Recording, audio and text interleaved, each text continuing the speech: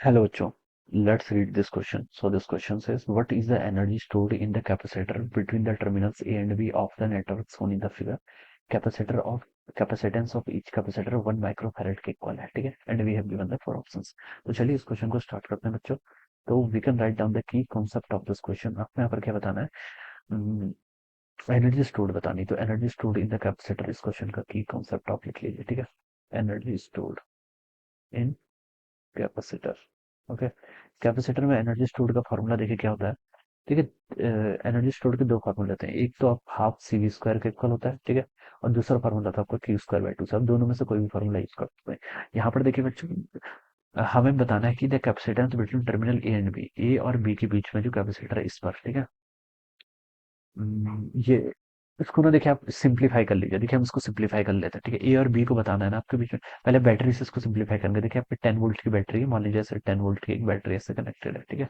ये इस पॉइंट, ये ए पॉइंट है, तो मैं बोल सकता हूँ कि ये पॉइंट भी आपका ए ही होगा, ठीक है। बैटरी का दूसरा छोर यहाँ पर कनेक्टेड है, दिस इज ई पॉइंट, ठीक है।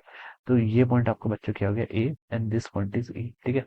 अब देखिए आगे, अ, एक पॉइंट बी है बेसिकली यहाँ पर, ठीक है। ए और बी के बीच में कैपेसिटेंस सी कनेक्टेड है, ठीक है। बी पॉइंट आपने यहाँ पर कहीं इन जनरल एज्यूम कर लिया, ठीक है। तो ये आपका कहीं, ये आपका बी पॉइंट है मान लीजिए, ठीक है।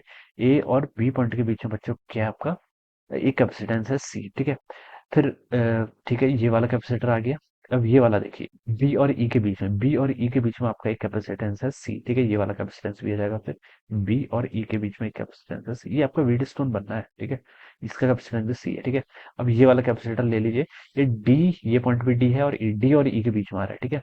तो डी पॉइंट आपने चलिए यहाँ कहीं कंसिडर कर लिया, this is our D point, ठीक है। तो ये मैंने ऐसे लगा लिया, डी और ई के बीच में एक कैपेसिटर आ गया, ठीक है।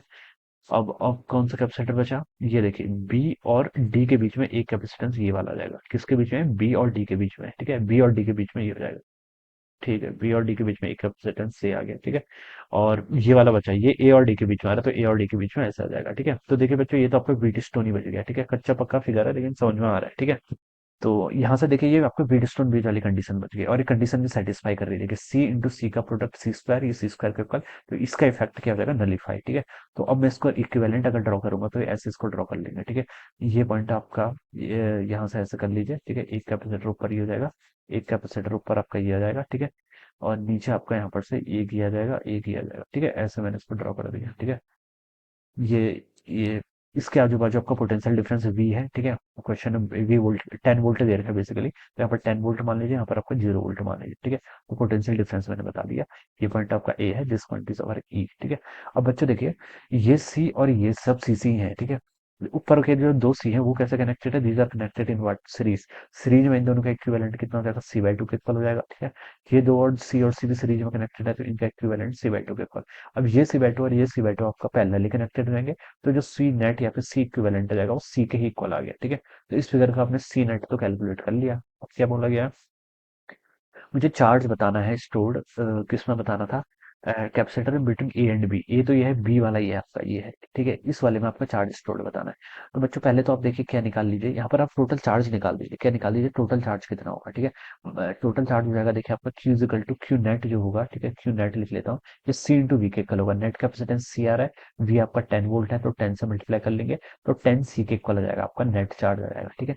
अब देखिए यहाँ से दो ब्रांचेस कट रही हैं और इक्वल इक्वल चार्ज हो जाएगा दोनों में, ठीक है। ऊपर वाले में अगर क्यू बाई टू जाएगा, टोटल चार्ज क्यू है तो क्यू बाई टू ऊपर जाएगा, क्यू बाई टू नीचे जाएगा, ठीक है। तो यानी कि 5C चार्ज आपका ऊपर जा रहा है और 5C चार्ज क्या नीचे जा रहा है, ठीक है। तो मुझे वही बताना था, एनर्जी स्टोर्ड। तो देखिए जो आपका ये ए और बी के बीच में जो कैपेसिटर है, इसमें चार्ज कितना जा रहा है, 5C, ठीक है। और तो ये वाला फॉर्मूला यूज कर लीजिए फिर, Q square by two C, ठीक है। तो U energy stored in capacitance between A and B कितना हो जाएगा, चार्ज तो आपका 5C जा रहा है, तो 5C का स्क्वायर कर लीजिए, डिवाइडेड बाई टू टाइम्स इसका कैपेसिटेंस जो कि सी के इक्वल ही है, ठीक है। तो ये हो जाएगा आपका 25C का स्क्वायर ऊपर डिवाइडेड बाई 2C। इसको आप लिख सकते हैं कितना, 25/2 इंटू सी के इक्वल, ठीक है। तो 25/2 और सी की वैल्यू क्वेश्चन आपको 1 माइक्रोफेरेड है, तो ये हो जाएगा आपका कितना, 12.5 इंटू 10⁻⁻6, ठीक है। एनर्जी है तो यूनिट जूल हो जाएगा, तो ये हो जाएगा आपका 12.5 माइक्रो जूल के इक्वल। तो बच्चों ये इसका राइट आंसर होना चाहिए। तो ये आपको देखिए ए ऑप्शन पर गिवन है, तो option A would be the right answer of this question. Okay, so this is how we will solve this problem. I hope you are understood this concept. All the best and thank you so much.